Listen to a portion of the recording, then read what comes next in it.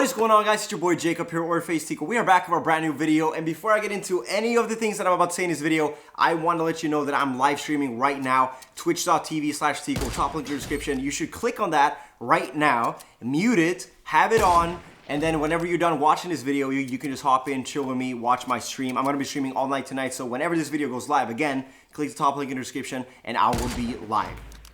I'm also doing the jersey giveaway on my Twitch, so again, top link in the description, click it, mute it, and continue watching this video. Not only that, in a couple days, I'm re-releasing my shaker cup. You guys have seen it before. I'm super excited about re-releasing my shaker cup. It's gonna be very limited, so be on the lookout on social media. It's dropping in a couple of days. Could be the final time you could ever get it, so don't miss that on gfuel.com. So this is the untold story about the old FaZe houses and us being swatted.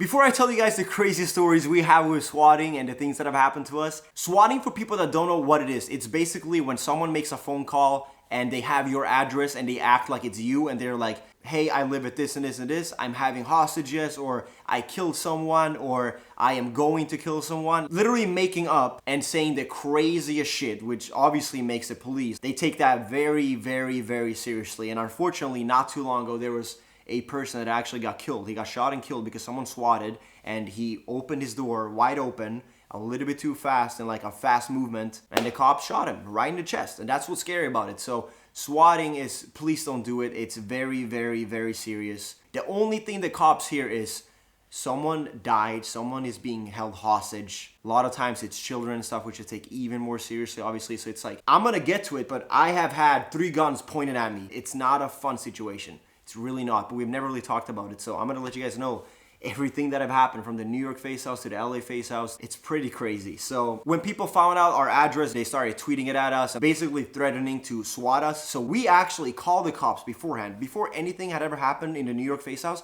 we called the cops, the local police station, to let them know that, all right, this is what we do, this is who we are, this is a common thing, and they are 100% gonna call and say that we did some shit that we didn't. We just want to warn you guys, all right? They had no idea what we were talking about. The cops didn't take us seriously at all, and they basically just hung up, and they just didn't take us seriously at all. And like back then, we were even younger, even more kids, and they just didn't take us seriously. A couple days later, as we expected, we got swatted, and the cops came all flying in.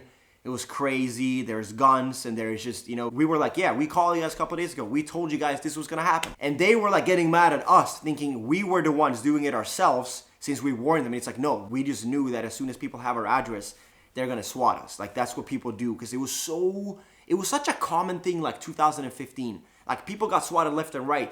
Call of Duty tournaments got swatted, bomb threats. That's why we called the cops beforehand, because we knew this was gonna happen. So the cops came, and they were like, you guys might have to shut down your little website, whatever you guys have going on. And it's not really a website, and it doesn't really work like that. We can't really shut it down like that. And no, we're not gonna shut anything down. We call you guys to let you guys know that this was gonna happen, but they still came in, flying in with guns and everything, which I respect and I understand. Swatting happened so much in the New York FaZe house.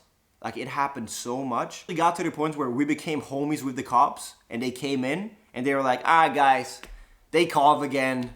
You know what we gotta do. And they just walked around and looked in the house, because as you guys know, the cops, even though they knew what was going on, even though they knew that it wasn't really real, and later on, they didn't come in like guns blazing, like ready. They came in like chilling, and they were very calm. And they were like, yep, they called again. You know the deal. We have to check the room. So they basically have to check all the rooms still, because obviously the people that call say hostages, I killed someone, I'm hiding here, I'm doing, you know what I'm saying? So they still have to do a little walkthrough throughout the house. But again, it got to the point where like the 5th, 6th, or 7th time where the cops would come, normal conversations with them. Sometimes we wouldn't even open the door. I would still be like continuing playing, making a video or whatever, and the cops would just be like, yep, they called again, you know the deal. We would even ask them, oh, what did it say this time? And sometimes we had stabbed someone, sometimes we had killed our parents, sometimes we like held hostage.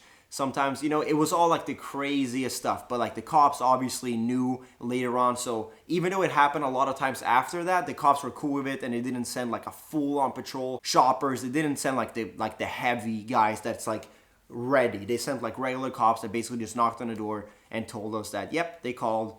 we have to walk through the house. And we just let them walk through the house. They left and that was it. So that wasn't, it was pretty bad at first because it would happen like in the middle of the night. We would have to sit down there to give out our information at like 3 a.m. More annoying, and I felt bad for the cops too because they have better stuff to do than go to like a house where nothing is going on. Like a couple of kids are playing video games and making videos for YouTube, and I would be woken up by like cops knocking on my door the first couple of times, and that was like scary. Or like you look out the window and there's like lined up 5, 6, 7 cop cars, like a chopper in the air sometimes, heavy like spotlights, and you literally see people loaded, like aiming you down. It happened a lot of times in the LA FaZe house as well, and there were choppers and there were heavy ARs, and there was like, yo, walk out of your house, hands above your head. Serious shit, like scary, like actually scary. The California cops we had there, it was scary at times. So one time, I was sleeping, I was in bed, 12:01. I just hear heavy knocking, bam, bam, bam. Police, open the door. Oh no, swatted. And this was one of the first times, so the cops didn't really know yet who were there, what we were doing, and they weren't really familiar with swatting.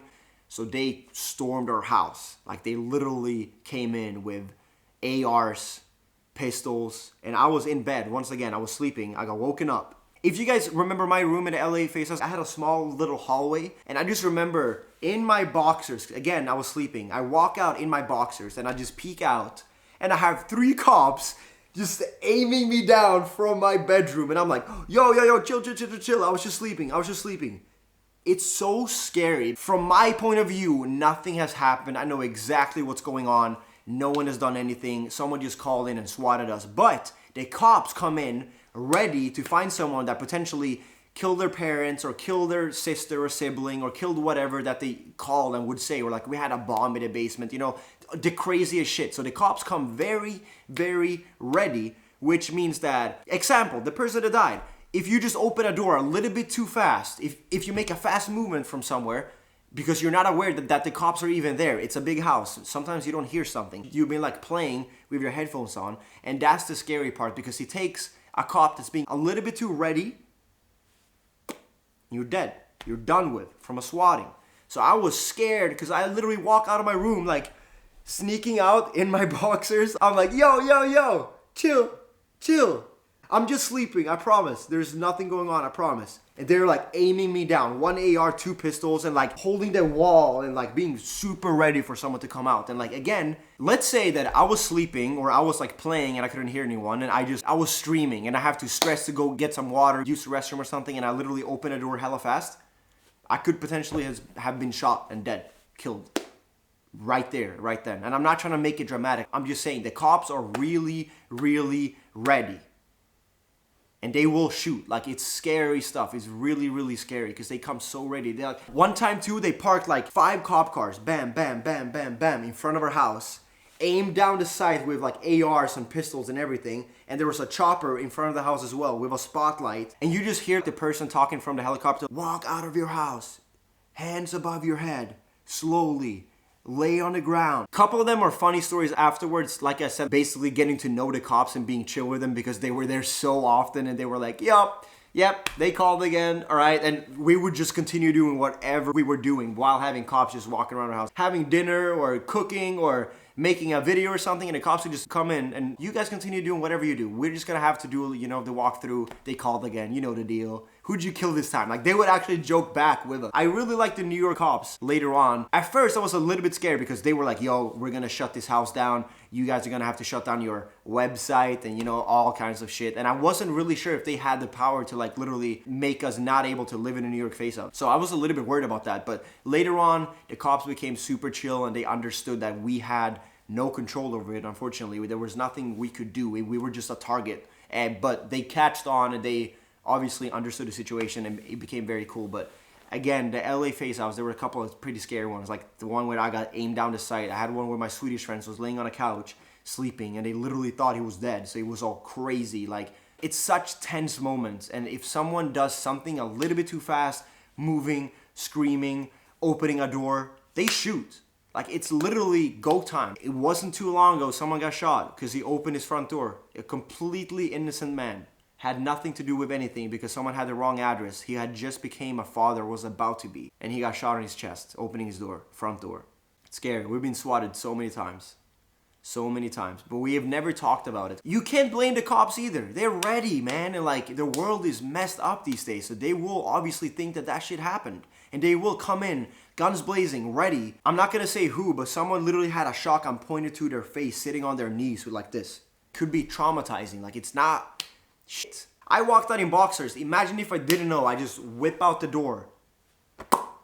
Shot. Literally. I had 3 people just aiming me down, being ready for someone to come out with a knife or with a gun or like someone with blood. You know what I'm saying? Like, they were ready for that because that's the call. That's the only thing they know. They don't know FaZe. They don't know YouTube. These cops had never even heard about swatting. They had no idea. All they know is someone killed someone. Someone is holding someone hostage. If you're a cop at that moment, you are ready. You are so ready. So that's the untold story about the old New York FaZe houses. If you guys want to see more videos where I go back and I talk a little bit about the old days and the old houses with stuff that you might not know about, basically old FaZe houses story times. If that's something you want to see, let me know in the comment section below. Drop a like on this video, and again, as I said, don't forget twitch.tv. I'm streaming right now. As this video goes live, I'm live on Twitch. Come watch, come hang. Follow the stream, is much appreciated. And don't forget the G Fuel Shaker Cup is coming back very soon. It's very limited. It's the last time probably it's ever coming back. So that's going to go live on gfuel.com in a couple of days as well. Perfect in time for FaZe Clan's birthday, which is very, very soon. We're celebrating 8 years, which is crazy. I've been in FaZe for 7. FaZe Clan is turning 8 in a week or so. Super excited about that. I uploaded a vlog for Norway as well. If you want to go peep that, it's on my channel. It would be much, much appreciated. Anyways, guys, I hope you enjoyed a little story time. If you want to see more, again, drop a like, comment below. I appreciate all the feedback. I appreciate all the support. Subscribe if you're new. And I really hope I'll see you guys on Twitch. Anyways, easy peasy cake.